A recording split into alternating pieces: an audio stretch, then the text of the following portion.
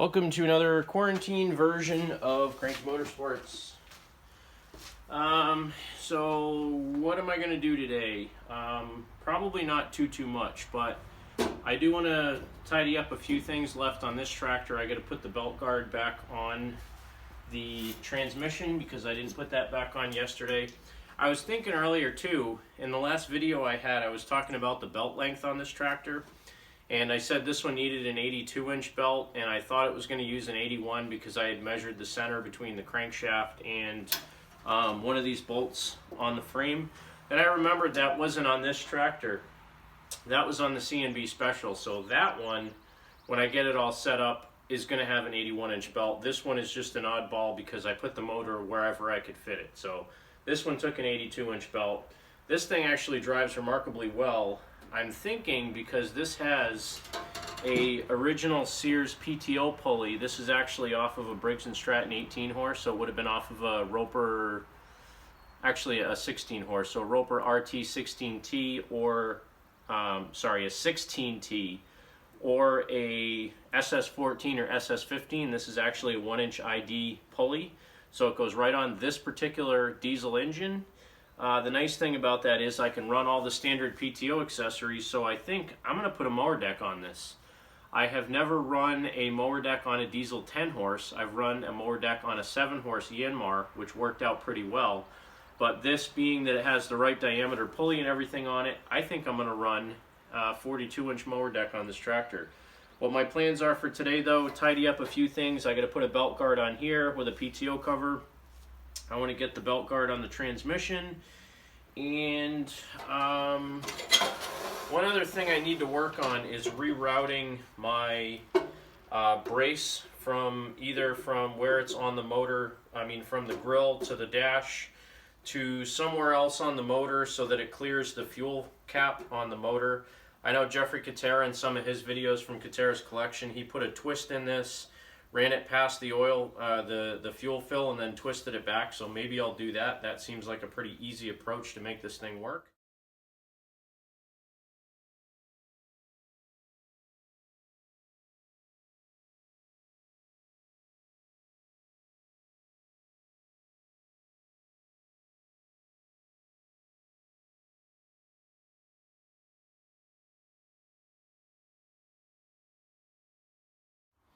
Well, I had it almost where I wanted it. The problem was when I heated this thing up to twist it, the first twist I did, I didn't heat it up quite enough, so the metal actually kind of got stressed and cracked. So I just went to tweak it a little bit more to get it in there, and I snapped it. So I think I have a few extras of these. I'm going to have to start over. Crap. Alright, so I was able to modify the second one I had. This was the last 68, 69 style one that I had. So what I did, you can see I twisted it in one direction, twisted it back in the other direction, kicked it in a little bit this way, and then on the bottom of this, let me come around the other side,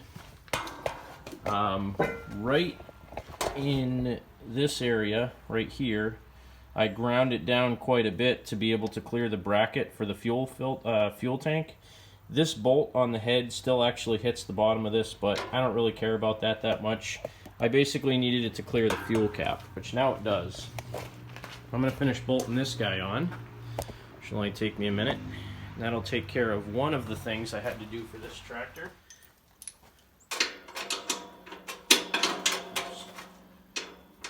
This tractor is not going to be a beauty queen. I want it to be a surviving runner, which is why I don't really mind messing with a few things on this. This has an SS16 battery tray.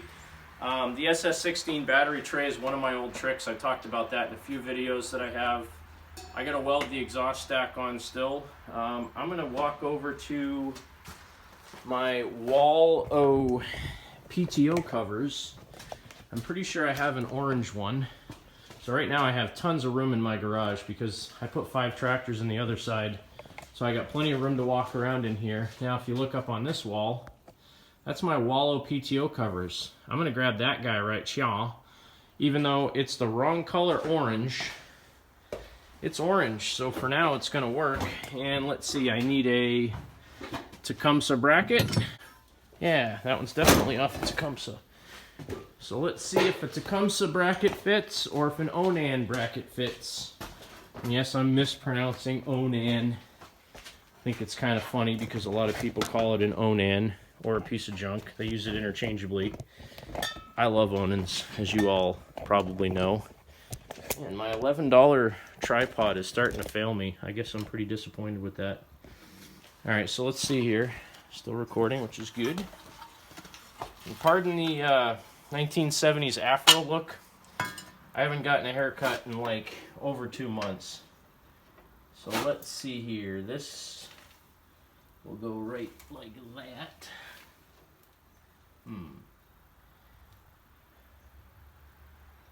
It rubs on the bottom. It rubs on the bottom. Let me try an Onan bracket.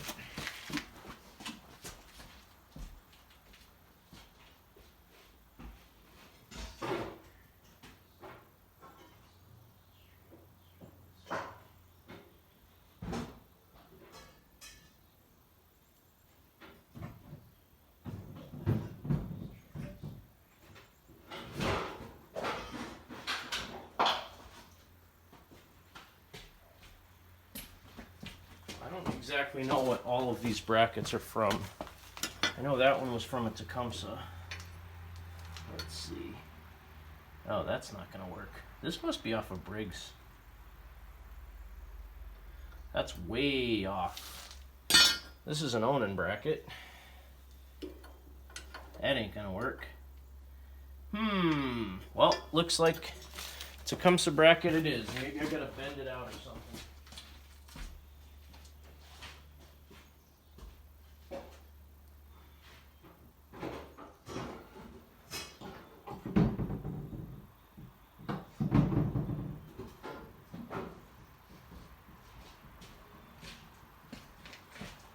Alright, so it's definitely going to be a Tecumseh bracket. That's the one that fits, and it uses these inner bolt holes, so you have to space them out a little bit. Just bothers me that it rubs a little bit. It really shouldn't rub. I mean, it's barely going to touch that belt, but it is going to touch the belt.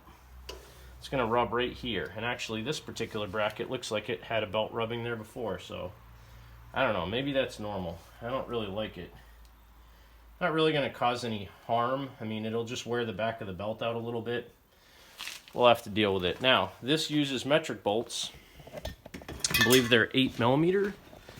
So let's go over to my wallow bolts. And I'm like an old timer where sometimes I don't really throw a lot of stuff out. I have these big bolt racks that my buddy gave me. It used to be in his garage. So I got metric stuff over here, 8mm by 40. That's too long. Those are 10mm, so let me go to the other side. Over here, machine bolts. 10, 8mm by 70, 8 by 25. And that's the right size. Of course, I only have one. So this goes to show, never throw out old bolts when you take them off the motor. This was actually one of the old muffler bolts, either from this motor or from another one.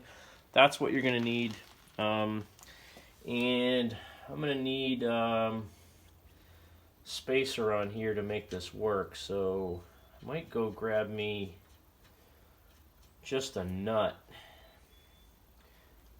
Could use fender shims or washers or something. Let me see what I got for washers. I could probably get away with 3 washers on there.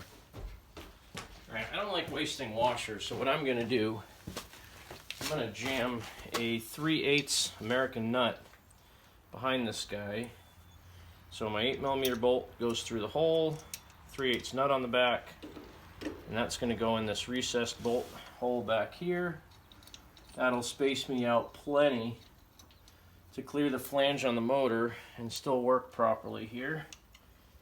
Do the same on this guy.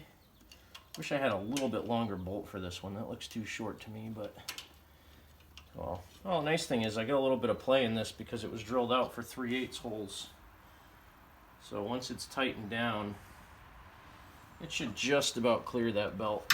Just about, not quite, but it'll be close. So this is another bolt off of one of these diesel engines. Way too long. I almost need like a nut on both sides of it, which will look hokey, but once it's on there, you'll never see it. Well, I'll see it. You might see it, but oh well. Let's see what I can do with this guy. Is it gonna look hokey? Yeah. Will it work? Yeah. Let's see here. Let me use this one.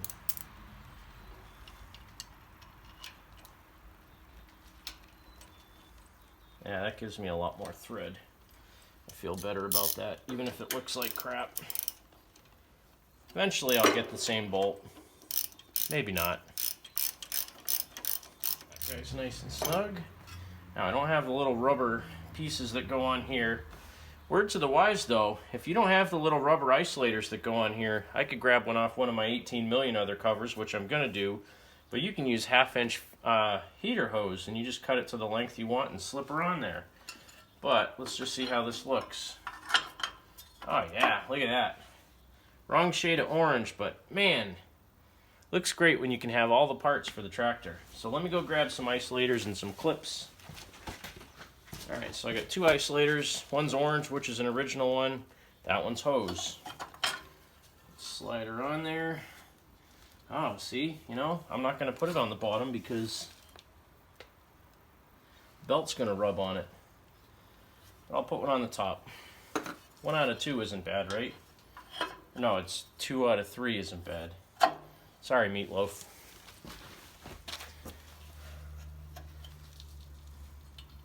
I love gold clips.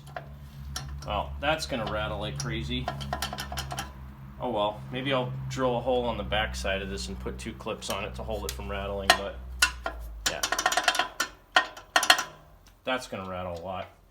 Alright, so what else do I want to do? I want to put the cover on the back, put some fuel in this thing, and then take her out and give her a spinny spin.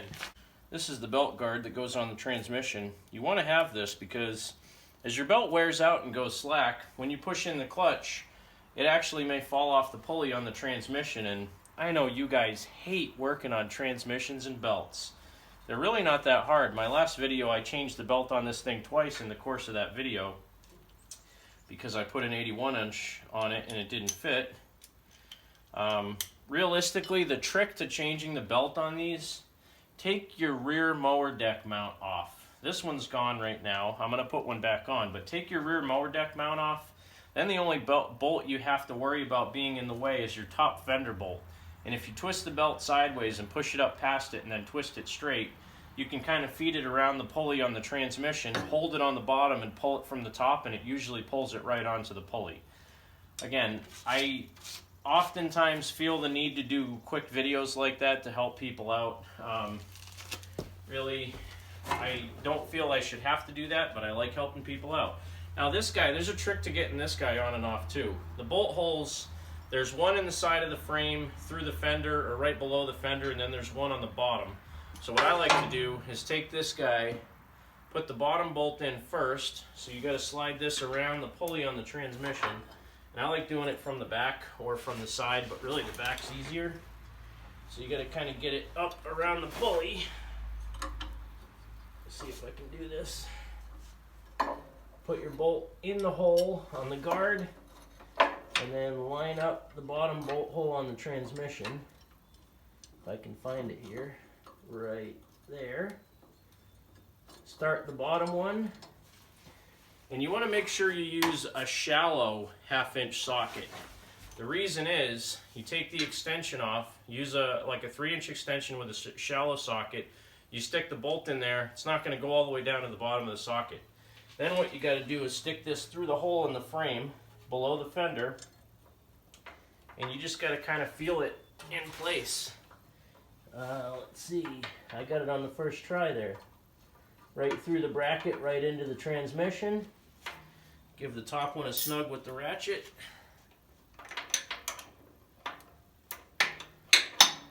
Let's see here. Top one a snug with the ratchet. That's good.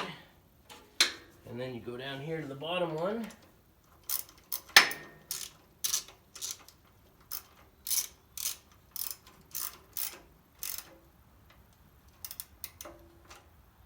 And there you go. Belt guard is on. Not too shabby.